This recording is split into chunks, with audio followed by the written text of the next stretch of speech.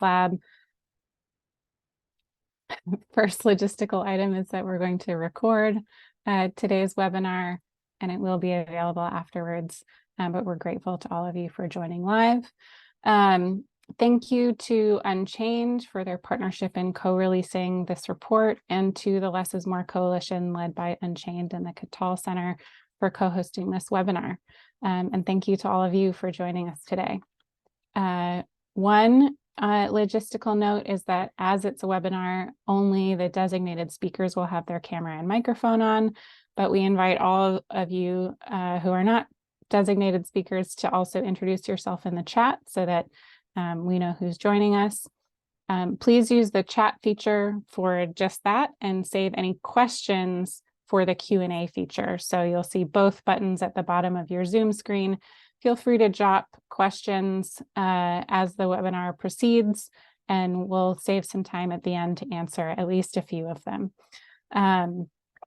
Likewise, we'll periodically drop a link to the report page so that you can see that, as well as to the speaker bios as we're going through today's webinar.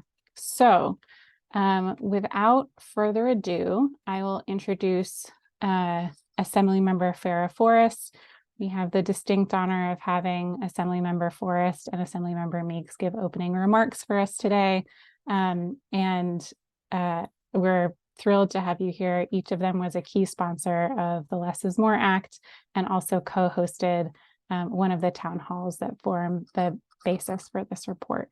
So yeah, Assemblymember Forrest, I'll turn it over to you. Thank you so much. Thank you so much, Kendra. Good morning, everyone. Welcome. Welcome to this important announcement. I am Assemblymember Farrah Forrest, and I'm so happy to be here with you all. Just like I was proud to join you all in 2021 to sponsor and pass the historic Less is More legislation, overhauling and transforming the parole system in New York State. We know that this bill has had significant changes to the parole system, and though we are still fighting to realize the full benefits, significant gains have been made resulting in significant cost savings to New York State. But we know that criminal justice reforms are only a part of the public safety issue and the answer, and that we will never achieve true public safety until we have reinvestment in our communities, because we know that investment is public safety. And this is why I must say thank you to not only our hosts, but to overall the Less is More Coalition. Shout outs to Unchained, Katal, and the Columbia University Justice Lab Probation and Parole projects for undertaking this report to make sure that our communities have a space to voice exactly what kind of investments really help to create the public safety visions we want. Because we know that it's only through heeding the voices of the community, the voices of the most impacted, that we will ever make true progress in the fight against harm, against violence, against racism, and against systematic bias. Because we know what keeps us safe. And what keeps us safe is affordable and sustainable housing, mental health care, jobs and jobs training, re-entry resources, community spaces, education and youth opportunities, access to medical care, quality medical care, and income assistance. These are just a few of the things that keep us safe in our communities. And even though we've moved mountains together to pass Less is More, we must continue to fight. We must make sure that the savings from Less is More go back to the communities most harmed by decades of vicious and racist parole system, by decades of mass incarceration, and by decades of over-policing and systematic underinvestment. We still have yet to see true justice, true equality, and only when we see those will we realize true public safety. It will be a long fight, but I know together we will win. Thank you all for being here and fighting alongside me. Have a great morning. Thank you so much, Assemblymember Forrest. I'll pass to Assemblymember Damon Meeks. Thank you very much, Assemblymember Forrest. I mean, you always bring it home, and you touched on a number of the things that I would touch on as well. And I just want to say thank you for your leadership and your commitment to this work. One of the things that, resonated with me was the fact that we reached out to the communities and heard from the people directly impacted. And I just want to speak to the significance of that. That's one of our practices in our leadership roles, and recognizing that we don't know everything as it relates to the community. And we have a responsibility to hear from individuals who are directly impacted by policies, not to just assume that this would be in the best interest of the community, but to actually have conversations with members of the community and move forward in their best interest. So to the advocates, to the legislators who supported less is more, to those on this call that are tuning in, that are committed to this work as it relates to restoring our communities, I just want to say thank you wholeheartedly for your commitment to this work. Something that resonates with me is a Bible scripture. It's from the book of Matthew 25:40, and it states, "And the king will reply, whatever you've done unto the least of these brothers and sisters, you've done unto me." And that's something that really resonates in my heart. And I feel in this work, we have to be intentional in talking to those who are in marginalized communities and who have been impacted by unjust systems and improving our society as a whole. So thank you all for your time and your commitment to this work. Peace. Thanks so much, Assemblymember Meeks. So thank you again to each of our Assembly members for joining today and for providing those opening remarks. Again, each of them was a lead sponsor on the Less is More Act, and also co-hosted one of the town halls that provides the basis for this report.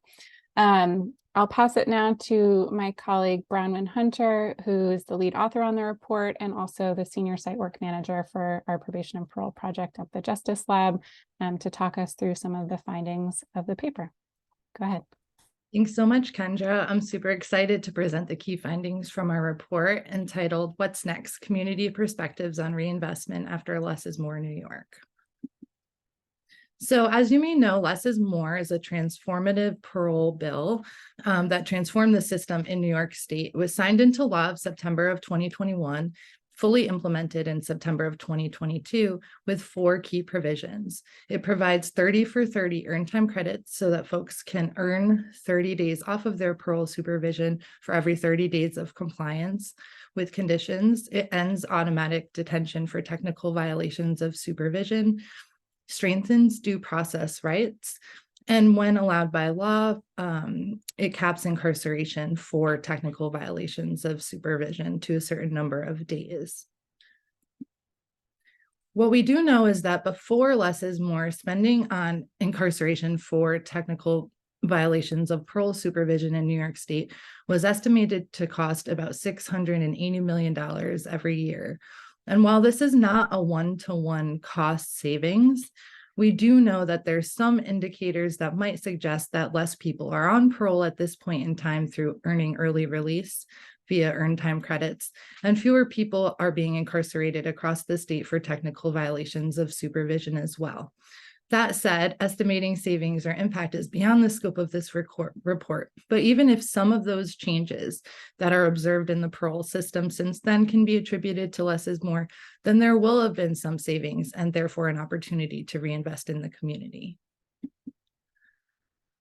Given the potential for financial impact of the implementation of Less is More, the Probation and Parole Project in the Justice Lab at Columbia University and Unchained partnered with the Less is More Coalition, led by Unchained and the Katal Center for Equity, Health, and Justice, to ask community members across the state of New York, how do community members want the cost savings from Less is More to be invested in their communities?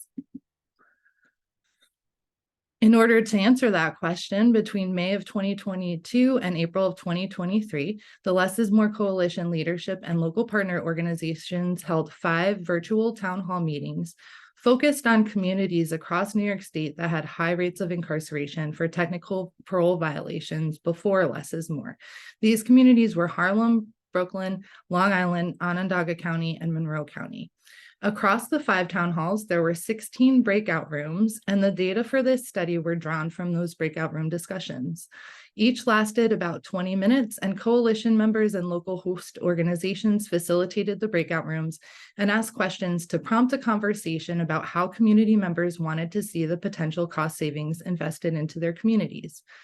231 people attended the town hall events. The town hall attendees included advocates, attorneys, people with lived experience of parole and their family members of those incarcerated, service providers, researchers, interested community members, and legislative staff.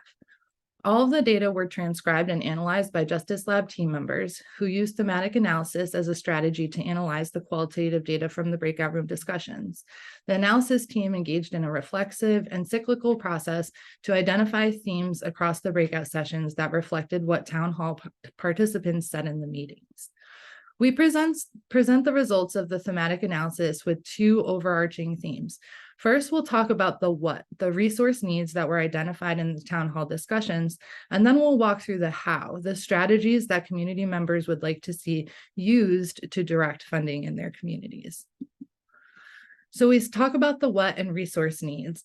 So housing, and specifically safe, affordable, and sustainable housing, was frequently mentioned across all town hall meetings. Town hall participants discussed housing as a human right that would benefit all New Yorkers, and also referenced the ways in which housing is tied to safety in their communities.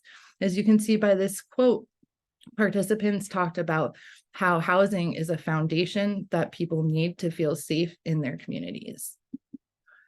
Behavioral healthcare resources, that is services targeted to mental health and substance use services, as well as prevention and just raising awareness, were also areas that were raised as being in need of investments across the state. Town hall participants talked about how when treatment resources are not available, the lack of community care can act as an entry point into the system and can also pull people deeper into the system once they're in it. This cycle is perpetuated when services are provided in isolation and are not comprehensive or wraparound, as noted by the participant from Monroe County in the quote listed on the screen. Community members who participated in the town halls also noted that there's a need for meaningful employment and vocational training opportunities, as shown in this quote below. They want opportunities that provide career pathways and allow people to care for themselves and their families in the community. Resources for reentry were also an area of need identified by town hall attendees. They expressed concerns that all of the previously discussed and future discussed resource needs are amplified during the transition from prison to the community, that there's a really strong need for housing, behavioral healthcare, employment, and vocational training, as well as other resources such as transportation, which make navigating reentry very challenging, as reflected in the quote from a participant in the Harlem Town Hall. Town hall participants also talked about the need for local community spaces that could function as hubs where people from the community can come together to provide support for each other and programming that would serve the needs of their local areas. In this context, participants prioritized investments in community-led initiatives such as prevention or diversion efforts, as noted in the quote from a participant in Monroe County. Education and youth were also a theme that came up in the town hall discussions. Community members noted that there's a need to direct funds towards education and youth programming in particular. Education, as shown in the quote from a participant in Long Island, was seen as critical to disrupting the school to prison pipeline. Investments in programs and initiatives that are preventative in nature was viewed as an important way to direct funding, making sure that youth have the tools, resources, and opportunities that they need as they transition from youth to adulthood was viewed as something that would benefit youth, their families, and the community as a whole. And the final resource need that we'll talk about is basic income and healthcare. These were additional resources that community members who participated in the town halls wanted to see being given to people and families who need it the most. For example, through universal basic income or guaranteed income programs. In addition, healthcare and access to and the quality of was discussed as an area of investment that could strengthen community health, as shown in the quote on the screen from a participant in Long Island. While town hall participants listed and talked about many resources that are in need of investment in their communities, they also raised concern about the nuanced ways in which communities, and in particular Black, Brown, and economically disadvantaged communities, have histories of divestment and resource deprivation that limit opportunities. And that's reflected in this quote from a participant in the Harlem Town Hall. Town hall participants called for investments to remove these structural barriers as a precondition of investing in resources so that funds are distributed equitably and to those people, families, and communities who need it the most and who've experienced a history of divestment. This includes an awareness of how restricted access to resources such as transportation, behavioral health care, and housing is even less accessible in certain neighborhoods and more rural communities across the state. Many of the structural barriers play out in policies and practices that allow for discrimination against people who have legal system involvement. The town hall discussions reference the need to remove policies that exclude people who have criminal records from participating in civic life, specifically for housing and employment opportunities. When people are excluded from the community, this perpetuates the cycle of recidivism, as demonstrated in the quote from Onondaga County on the screen. Participants also noted that these barriers are amplified when programs and services rely on funding sources that have rules about who they can provide services to. This often leads to exiting services that are provided by programs that are funded through one system, for example, the criminal legal system, and into another system, for example, the homeless system. Town hall attendees also wanted to see funds directed to organizations in their local communities that are already doing the work. For example, to fill in gaps for services. This could look like providing bus passes to people who are in services that are connecting them to employment supports. They also raised the need to invest in and amplify organizations and people who have lived experience to support reentry, as investing in those who have experience in the system will strengthen community ties. So community members discussed areas for investments in two broad areas. They identified resources such as housing, behavioral health care, employment and vocational training opportunities, reentry supports, and community spaces, as well as investments that advance equity, remove structural barriers, and set conditions for investments in ways that prioritize people, neighborhoods, and communities that have historically experienced divestments. What we learned from these town halls is pretty consistent with what advocacy groups across the state of New York have been calling for years. It's time to listen to their voices. There are several pieces of policy that are in various stages of the legislative process that could have a profound impact on moving the needle forward in this way. We list a few of these here and hope you'll read the full report for a more thorough discussion of all of these initiatives. And we just want to thank our great research team for their research assistance, our colleagues, the Less is More Coalition and leadership for their ongoing collaboration and support in this work, all of the people across the state who participated in the town hall events, and our funders. Thanks so much, Bronwyn. So again, I'll drop the link to the full report in chat, as well as to all of our speaker bios. I'm going to ask Akosia to elevate our panelists now and turn it over to Emily Napier-Singletary, who is another co-author as well as co-founder and co-executive executive director of Unchained and our moderator for today's response panel. Emily, I'll turn it to you. Thanks so much, Kendra. Hello, everyone. Thank you for being here today. If I could just have all our panelists turn their cameras on so that we're ready to engage in this conversation, that would be great. As Kendra said, my name is Emily Napier-Singletary. I am the co-founder and co-executive director of Unchained. We are based in Syracuse.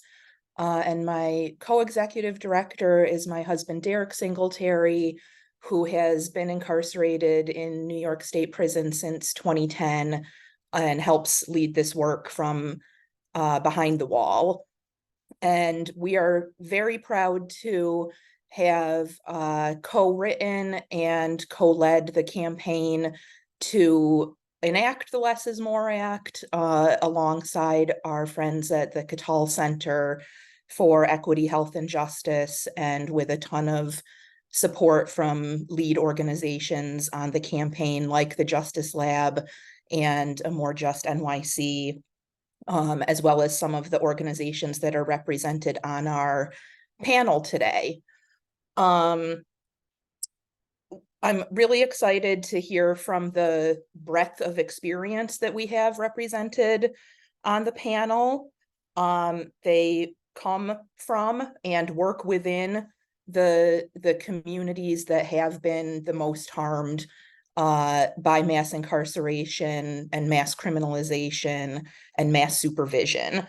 So I'll go ahead and introduce them. We have with us Dr. Vonda Seward, who is currently a criminal justice program director and professor of criminal justice at the City University of New York, Kingsborough Community College. She's retired from the Kings County District Attorney's Office, where she spearheaded the County Reentry Task Force. Prior to accepting her position at the DA's office, Vonda held the position of statewide director of reentry services for the New York State Department of Corrections and Community Supervision.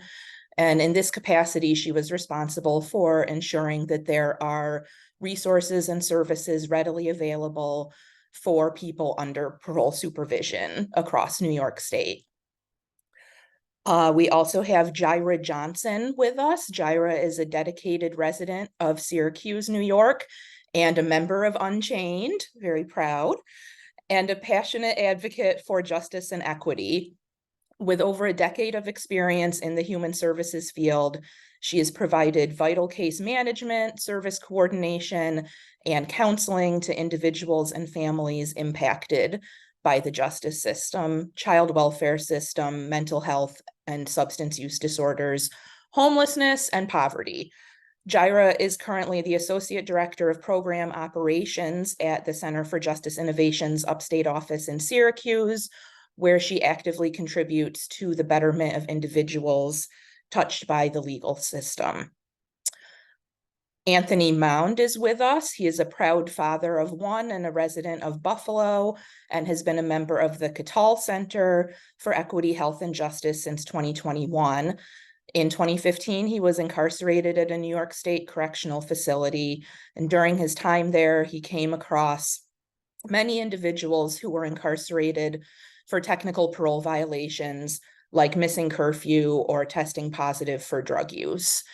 In August 2018, Anthony was released on parole, and within 12 hours of his release, he was arrested for a technical parole violation. As a result of his experiences with the legal system, Anthony worked hard to get Less is More passed in the legislature and signed into law by Governor Hochul. He strives to keep families together and allow people on parole who are battling with a substance use disorder some much needed peace of mind. And finally, we have Josie Matthews with us, a proud Afro-Latina born and raised in East New York, Brooklyn. She is the mother of 3 amazing kids, and after being impacted by the criminal legal system, she's now an advocate for change. Josie is the CEO of Gloria's Gifted Gems, a nonprofit organization, and the community leader for the Long Island Social Justice Action Network, otherwise known as ListJan, and New Hour. She's also a member of CCA, RAP, Alliance for Rights and Recovery Cultural Competence Committee. Her priority is to educate, advocate, and stand up for human and social rights, working hard to empower her community and correct the injustices endured. And so with those introductions, we'll get the conversation going. And I'd really like to start with each of you just sharing a bit more about yourself and your background and your perspective on this historic legislation, less is more, and community reinvestment, the community reinvestment opportunities that we have as a result of that. So Vonda, could I start with you? Yes, good morning, everyone. I'm so glad to be here for this very interesting conversation. Cannot believe we're a year plus and we have some town halls going across the state. I think it's very impressive. Yeah, so my background is very diverse. I think my background is most unique because I have law enforcement, nonprofit. I'm an advocate for criminal justice reform. I'm an advocate for victims. So my background is a little diverse because I believe reform entails everybody. I don't think reform is just a government system that needs to dictate. I think that the community and all of the people who work under that umbrella of criminal justice needs to be involved in critiquing the various pieces that we see need to be repaired.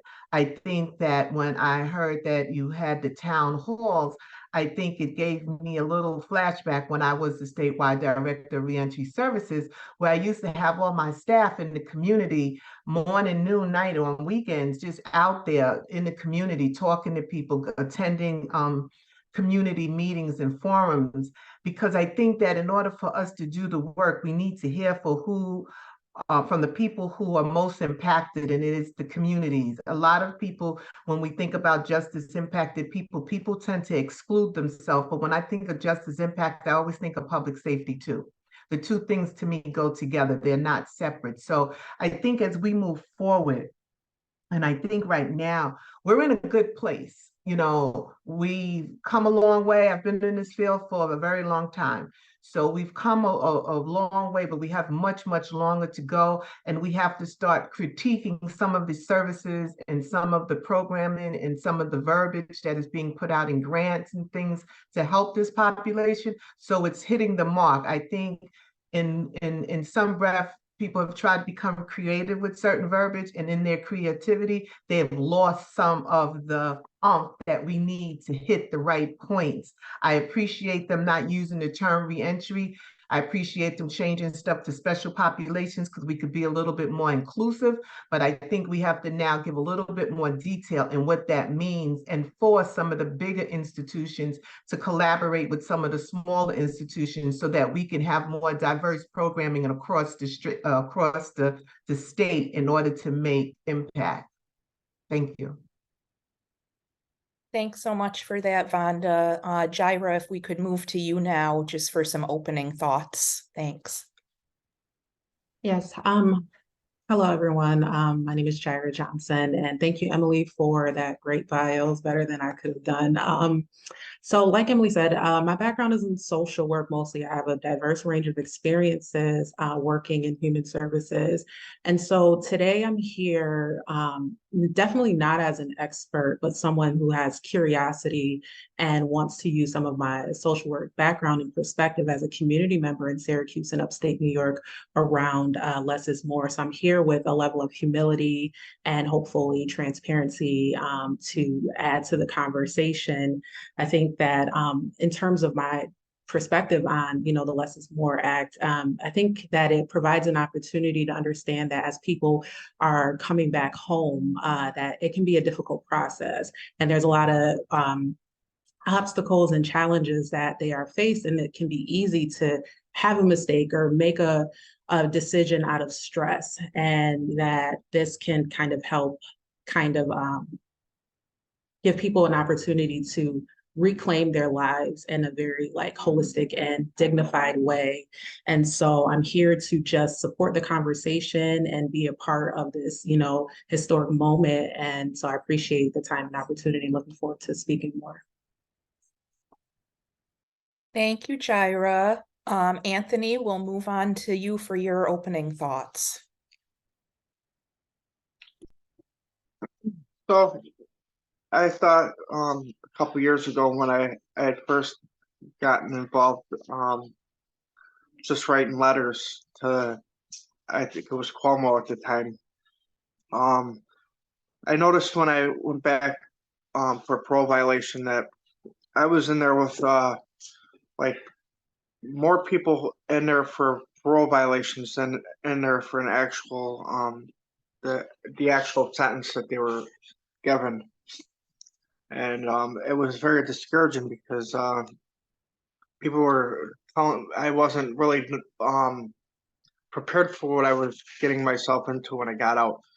Of course, I got violated very quickly, given, and then they gave me 22 months in prison. So we needed this essential reform that would allow people to get started in life rather than to be stuck on violation after violation.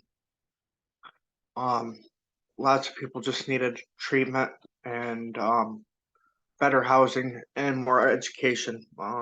And I think this is where less is more came in and allowed that group of people to flourish a little bit better. Thanks for that, Anthony, and for always being transparent about your own experiences. And Josie will close the opening remarks with you. Hello and good morning, everyone. My name is Josie Matthews. Great bio. Thank you for reading that.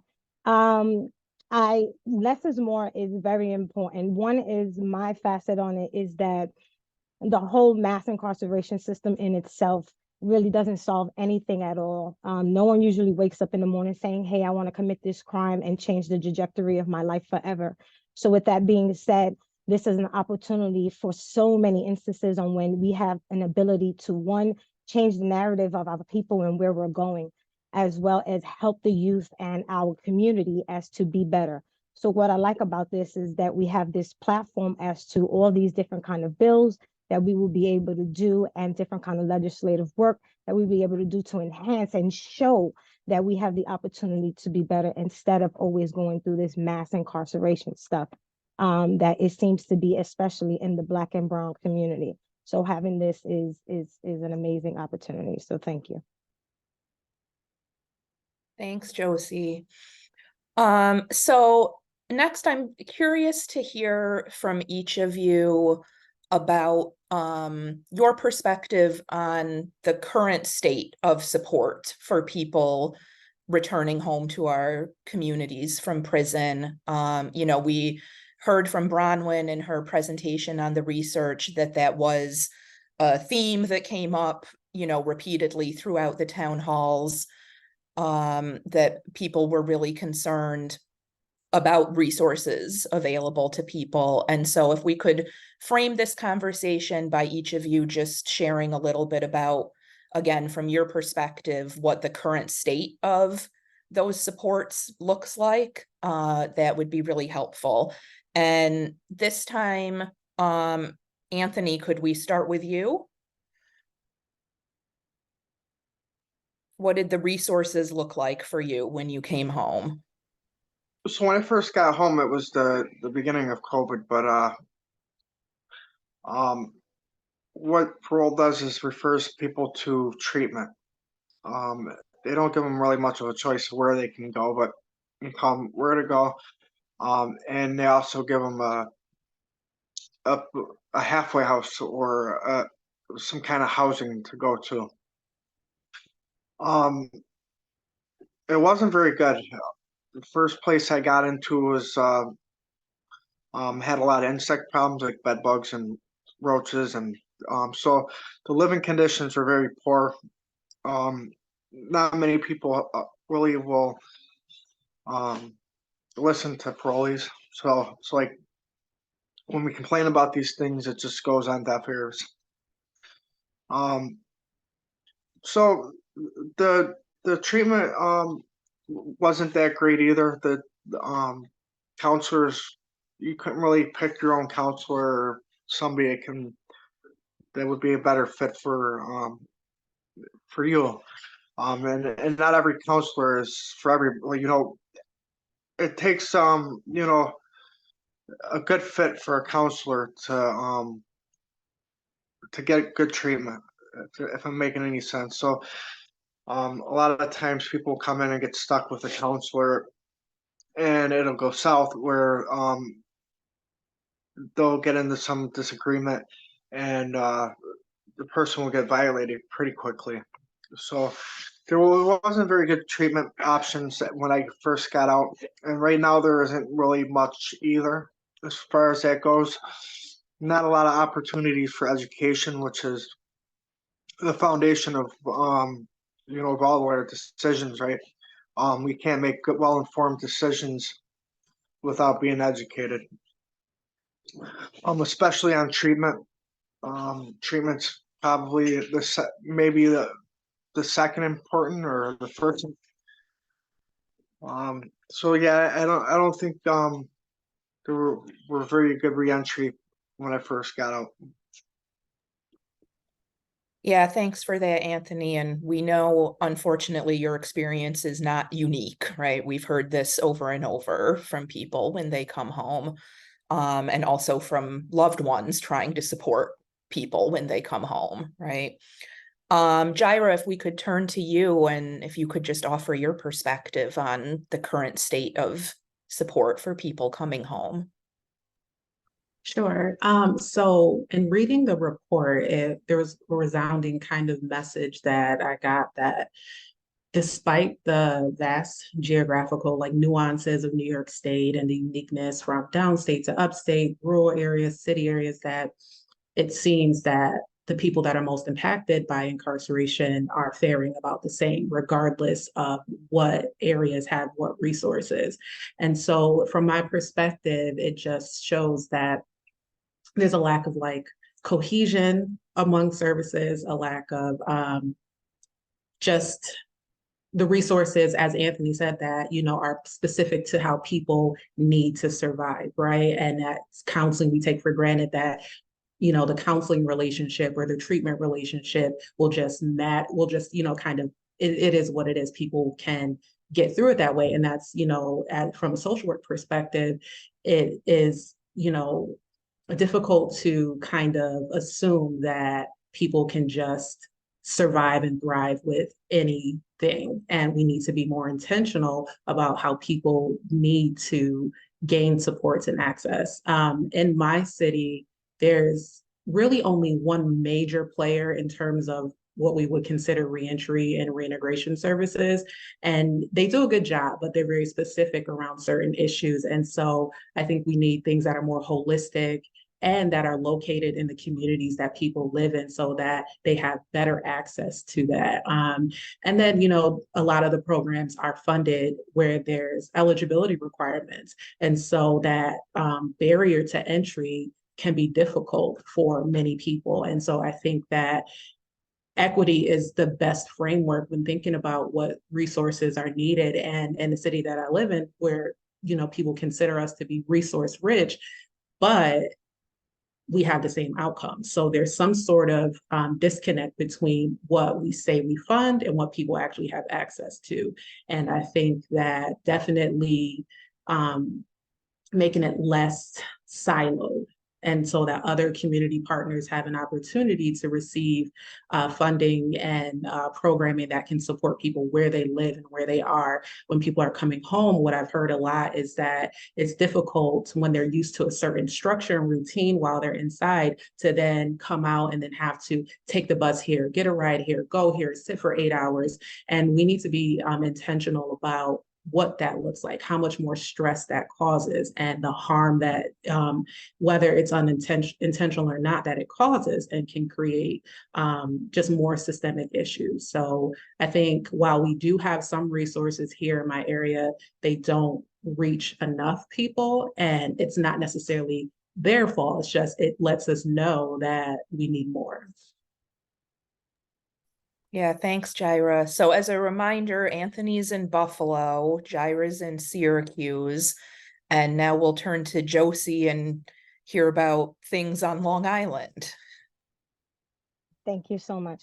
So the reentry process that I'm familiar with, New Hour, the company that I'm in organization with, they have a couple of reentry programs which are great. And I also know that there is Mental Health Association, I think of Nassau County, that also does a re-entry program where they meet with certain people throughout the week in jails. But what I am realizing is that that's one place in Suffolk that I know, and another, that's one place in Nassau that I know. There isn't many programs. As many people as we have that are being incarcerated or sent to come home, there isn't enough funding and there isn't enough programs to help with the reentry program, with being able to allow them to come home and know exactly what to do. We have so many instances of funds that are being put into mass incarceration, but isn't being put into programs of when they are coming home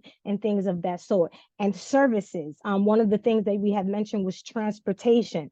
Coming home into not knowing that you have to meet with your parole officer or probation every week or every few days without having the finances to get there. The education that you know how things work. Let's say you've been incarcerated for a certain amount of time. The world has totally is changed now. Everything is evolving. How are you going to be able to kind of keep up when you've been isolated from society for so long? We're expecting people to just be able to come home and just say, hey, you're here, without giving them guidance. We don't have peer support. We don't have mentors. We don't have education. We don't have good funding. We don't even have great community services where someone can feel and come in and feel like, hey, I have a safe space as to where I can go so that I can feel like I'll get the support and the training that I need so that I can be successful. We have such a lack.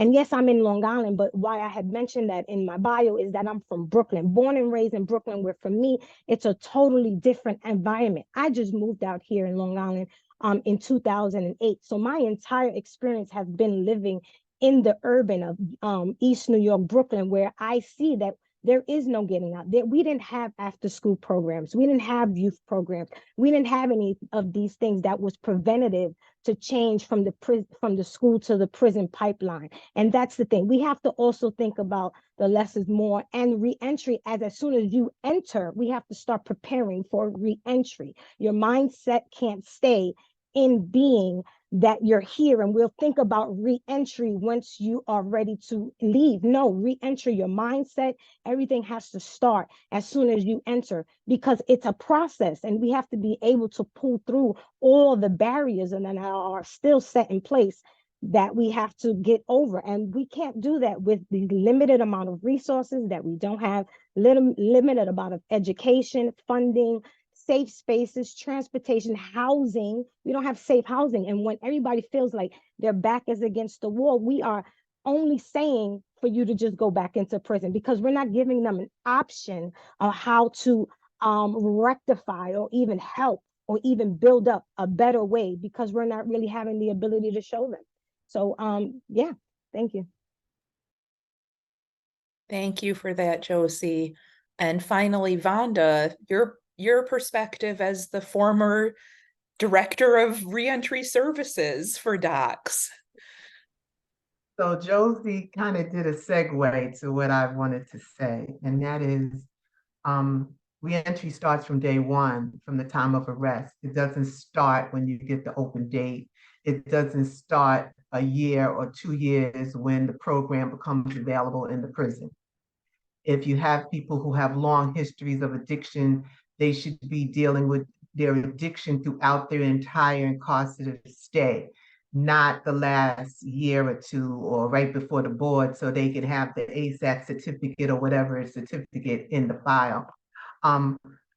I do believe that there are enough services in certain geographical areas, but in other areas there are not. And one of the things, having worked Long Island with the task forces over the years, is one of the main things we have to do is continue to have these conversations in the communities, because there's still a group of people who believe that these things don't affect them and it's not in their backyard, so they don't have to support the initiatives and the funding to be allocated to these nonprofit organizations that's going to support the people who are transitioning from prison to the community.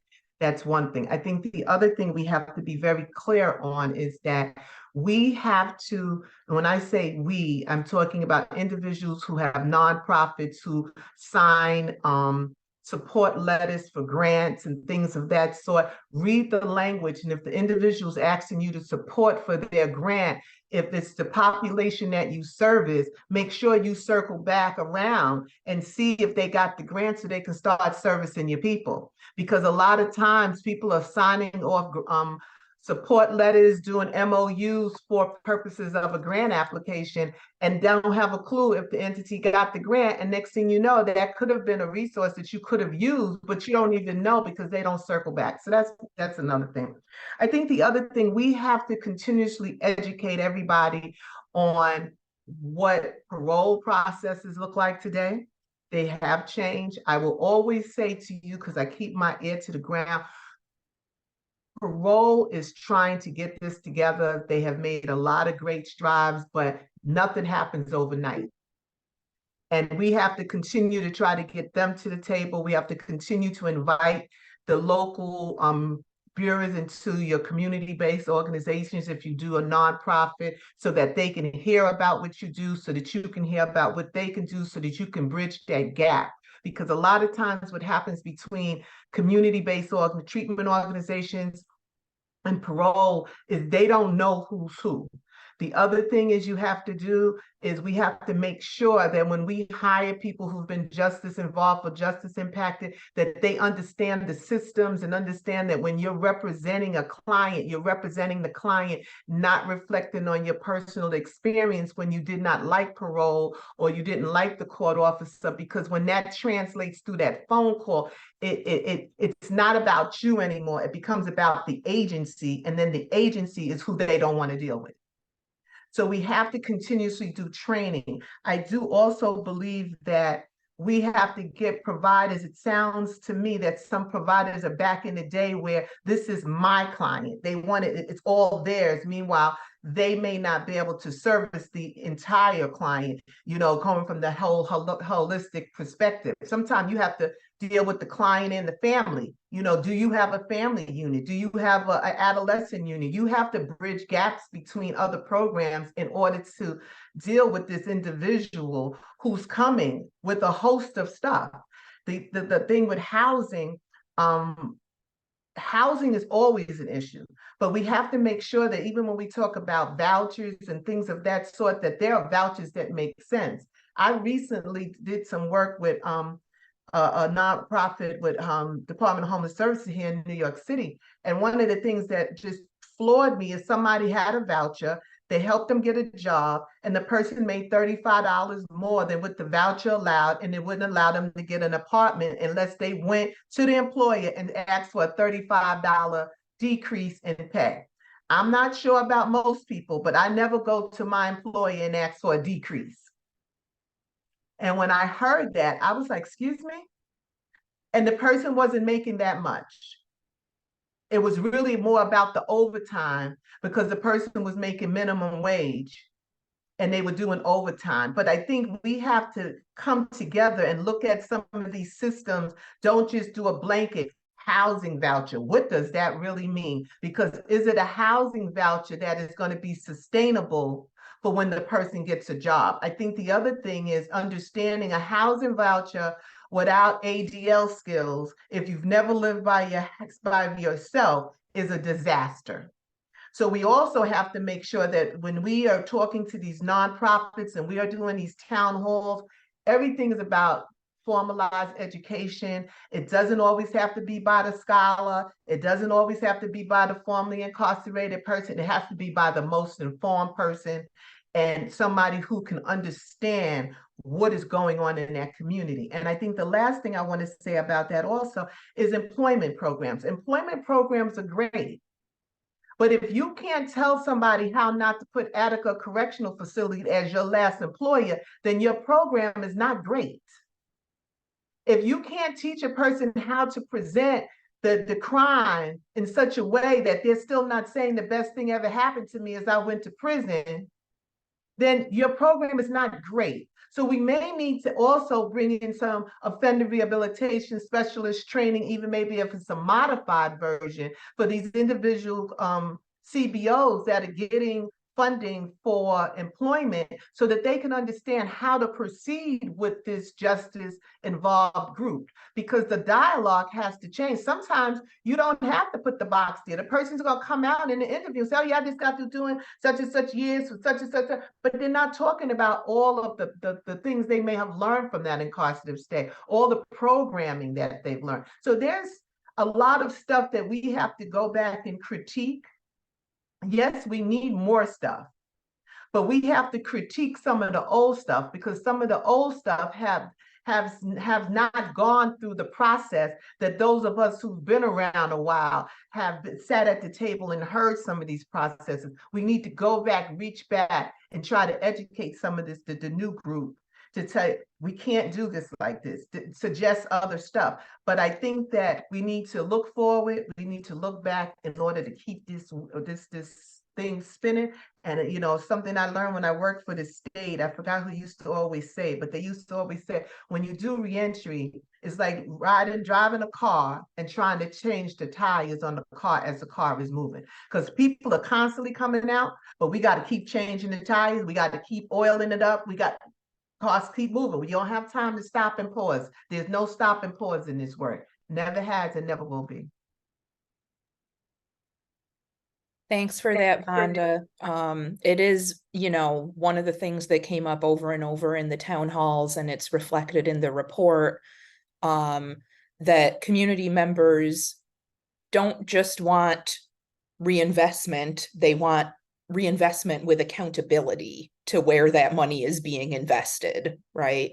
And let's not just keep funding the same groups and doing the same thing if there's not evidence that that's effective, right? So that's definitely a theme that came through. Yeah. Jaira, did you want to respond to that? I see you have your hand up. Yeah, thank you. And I just wanted to expound on, or at least agree with what Rhonda said, especially around training and professional development.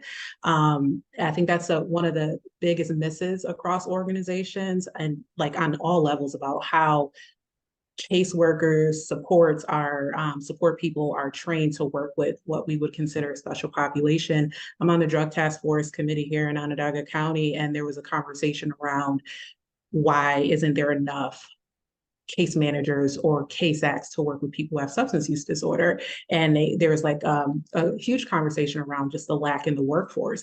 And part of the thing I mentioned was that it's a unique population and you have to have certain skill level and understanding to effectively work with that. And it seems like the most obvious thing to say, right? It's like, oh yeah, you need this skill.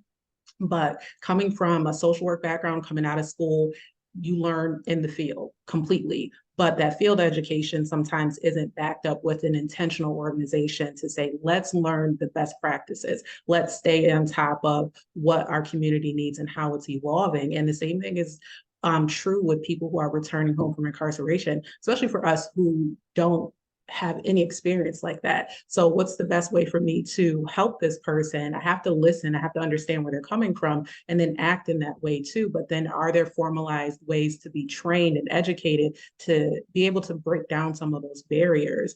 And I think that's like wholly missing across like an organizational thing. And going back to the basics, definitely thinking about what's needed, but also like Rhonda said, doing some honest critiques of what the system and structures are actually in place and how a lot of them are more harmful, not only to the population we're serving, but to the people who are employed to do the work. Thank you. Thanks, Jaira.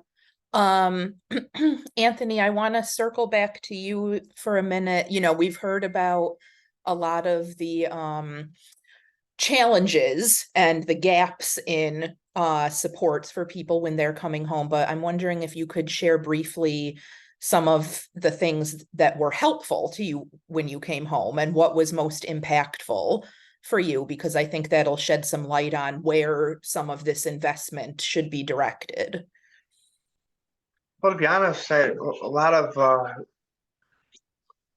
what worked for me was getting into working with Katal, actually, learning more about what was going on in other communities and what worked there and what didn't work.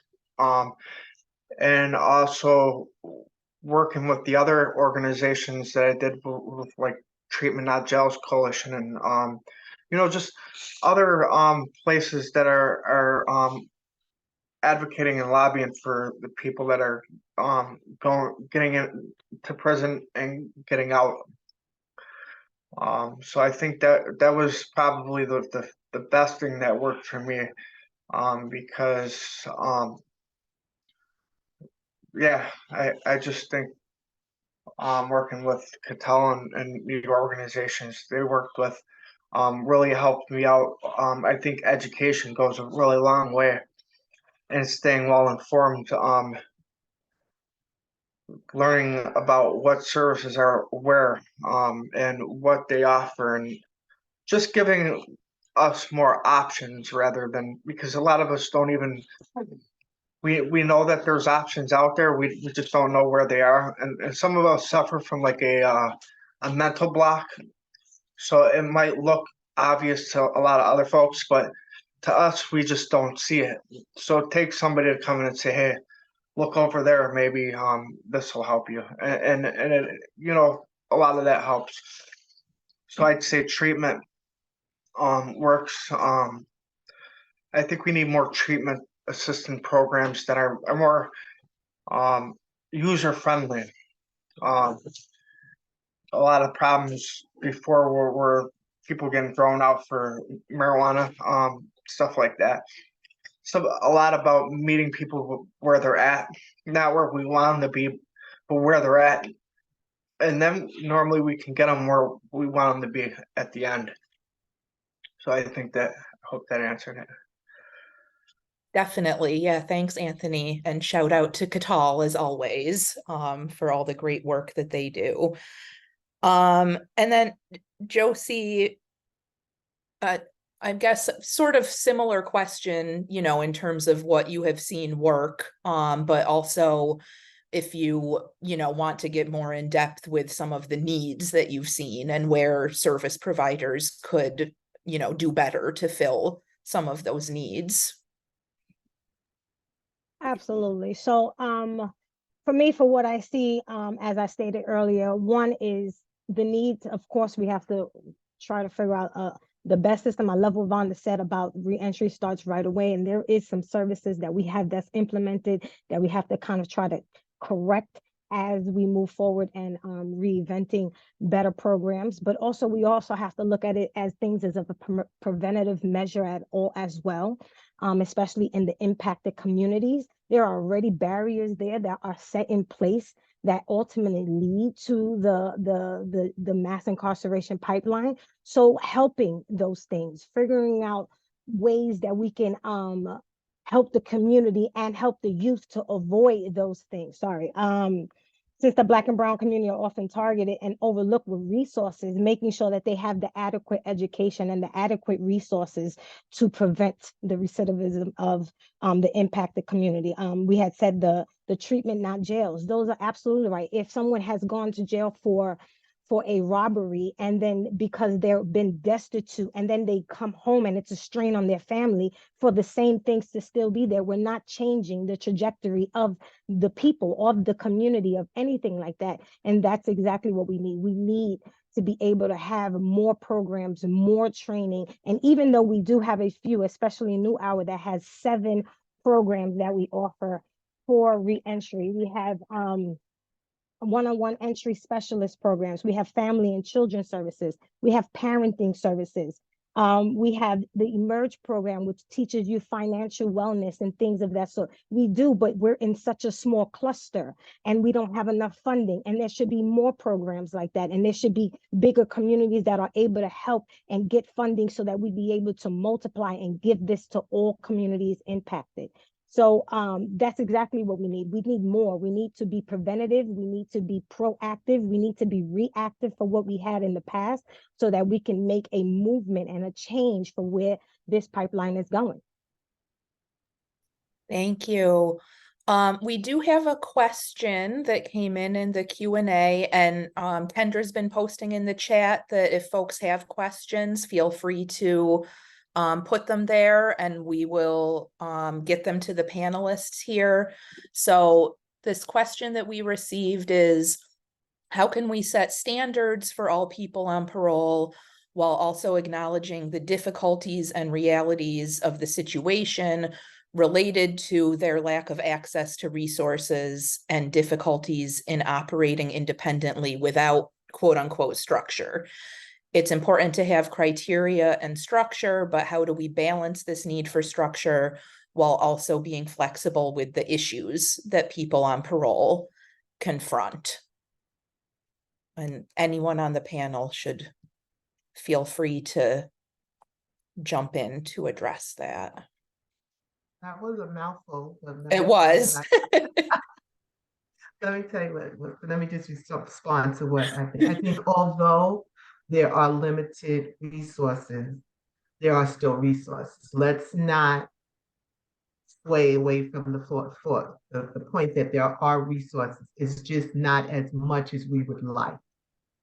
I think the other thing that we need to understand is we need more people to open up their offices, their churches, so that maybe some of the community-based organizations can run smaller groups in these other spaces at no cost. Because I think that we do have to find other means to offer the training, to offer the therapeutic needs, address the therapeutic needs of the population. But I also believe that parole staff outside of the New York City area need to become more familiar with some of the grassroots organizations that may be budding in their community. There is a lot of resources out here. But I think the other thing too, it's about that meet and greet. What used to be deserts of lack of treatment, it's not really deserts anymore. What it is people don't know they want to deal with the low-hanging fruit. They want to deal with the person who went into Walmart and stole a shirt and got caught. They don't want to deal with anybody who has done substantial amount of time because they don't understand how to deal with the population. They're scared. Their staff is scared.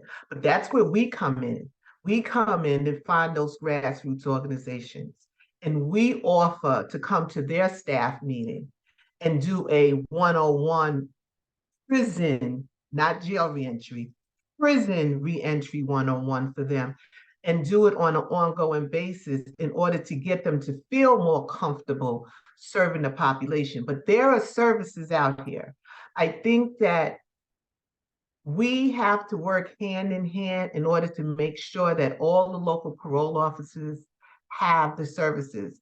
Every parole office in the state of New York has a reentry team. Every single office has one. You know, what I will do, Emily, is I will get you an updated list that if you want to, circulate it, you can. But there is a reentry team in every parole office, and they are responsible for finding the necessary services that an individual needs. So if the parole office as an individual doesn't know, the reentry staff person, trust and believe, they know. So I think sometimes there may be a disconnect, but there are services around, there are services out. And just so you know, if a service is not available, it is the parole staff's responsibility to find that service if it's part of your board condition. Just so you know. Great. Thanks, Vonda. Anyone else want to weigh in on that balance between structure and flexibility for people on parole? We do have another question that I can move on to, if not. So, okay. So this question is from Dylan. He says, I think the genius of less is more is that it tries to shift power from the parole system to the people on parole. It protects them and empowers them to drive their own success on parole, as opposed to depending on a PO's grace to find success. This report shows why we need a similar shift in power via reinvestment. why we need to shift resources from the system to communities. What can people in the general public do to help motivate that shift? How can we continue to hold parole systems and policymakers accountable to preserving and facilitating the power shift from system to community that this law and its potential savings make possible? Thanks for that great question, Dylan.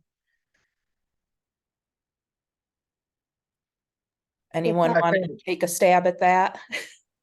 I kind of, I think it's just staying informed and staying apart, like always trying to see what other systems are out there, educating yourself on more treatments that are working for our community. I just think it's just staying apart, because when people start to become absent, that's when these systems start to fail measurably. So it's just staying in touch, staying in touch with the groups that are working with parole right now, to make it somewhat manageable for people on it. Thanks, Anthony. Anybody else want to weigh in on that? How we continue this shift of the power dynamics away from the carceral system and to communities? Yeah, Josie. Hi, I would like to kind of reiterate a little bit what Vonda had said. Getting into a community-based program where there are organizations that are doing work, they're knowing your rights and learning about the law, learning about how the funds are being distributed in your community, figuring out what you're passionate about and getting along and joining the fight. Each one teach one. You know, we're not held accountable for what we don't know, but we are held accountable for what we do know. And spreading the word, doing the work. Yes, as we know, this can be taxing at times, and sometimes we feel like we're fighting against the grain, but we are building momentum. And the only way we can do that is by sticking together. There is power in unity. There is power in numbers. There is power in a force.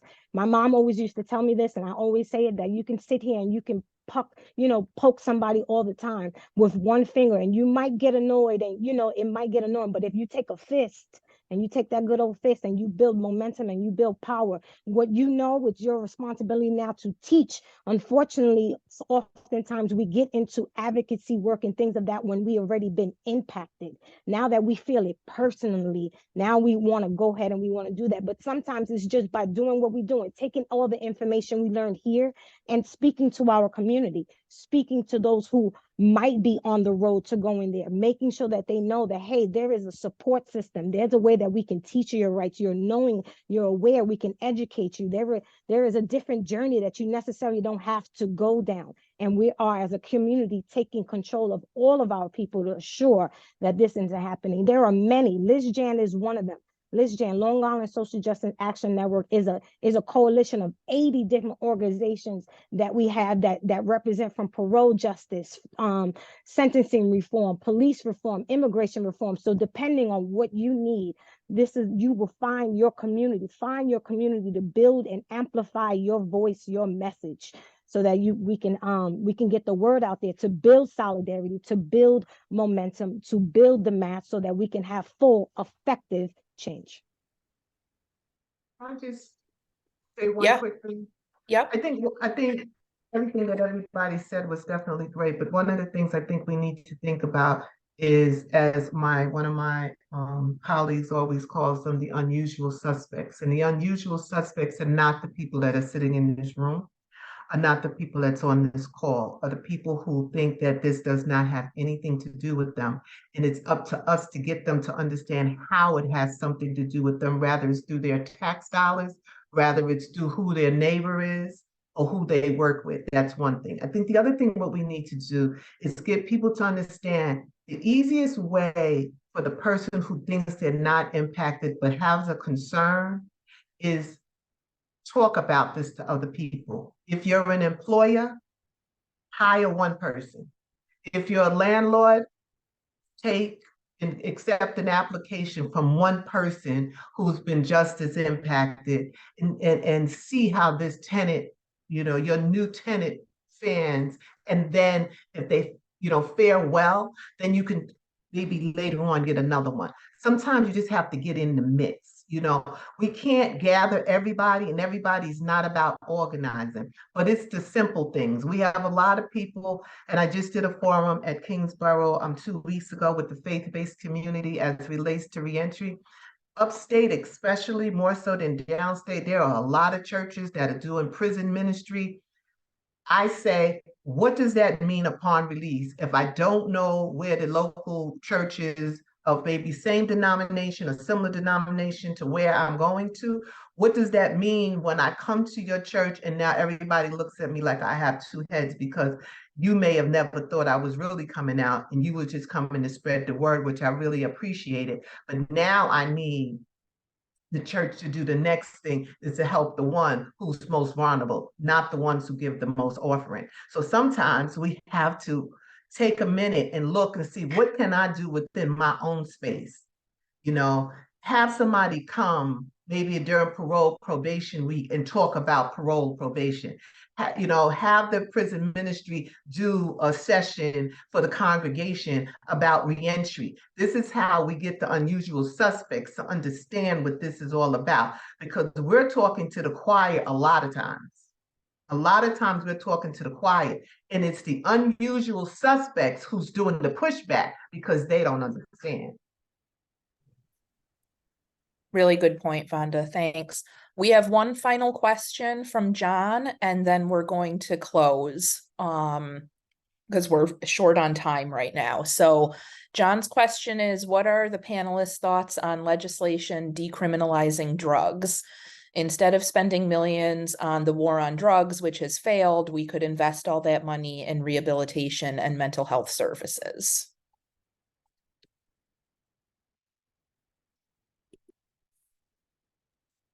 I'll just chime in really quick. I mean, that's good that we can reinvest that money in mental health and substance abuse services.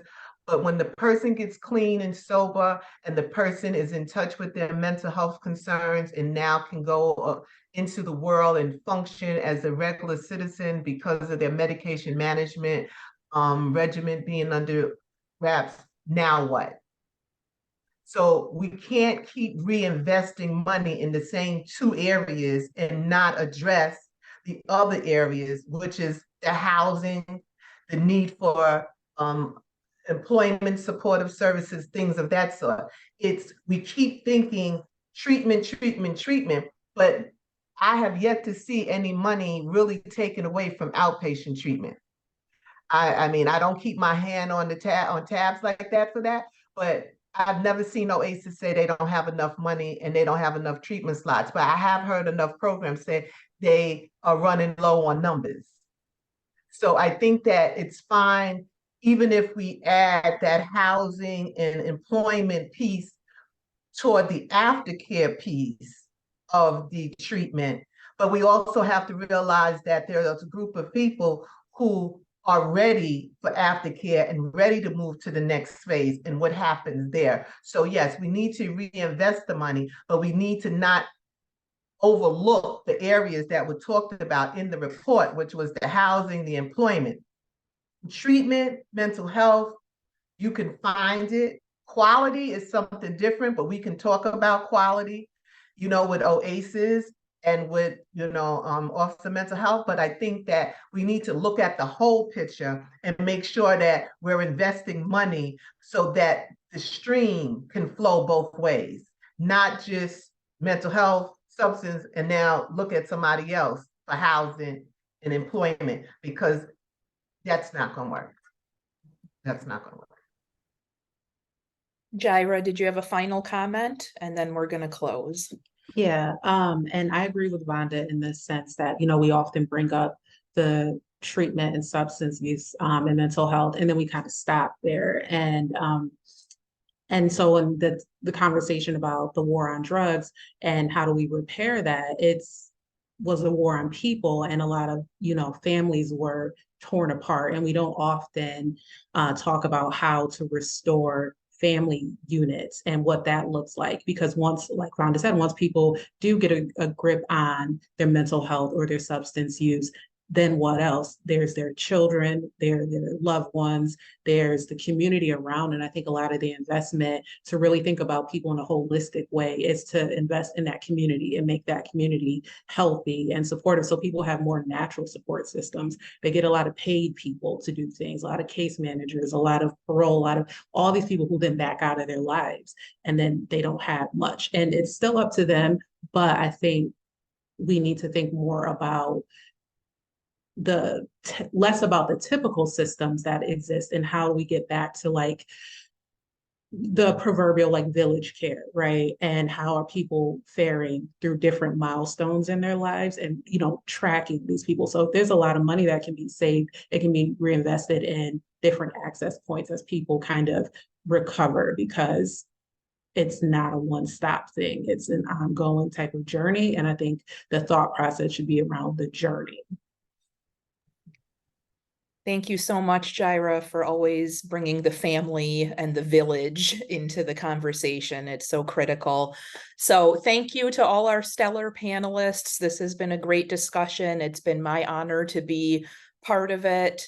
And thank you to everyone who attended. And I'll pass it back to Kendra just to wrap us up. Thank you so much. Echoing the amazing thanks to our panelists, to all of our speakers, and to all of our co-sponsors and partners for today's release. I put the link to the paper in the chat one final time. Feel free to share it with some unusual suspects, as Dr. Seward suggested. And yeah, thank you for attending today. Feel free to reach out with any questions or follow-ups that we can help with, and take care. Have a wonderful rest of the day. Thank you.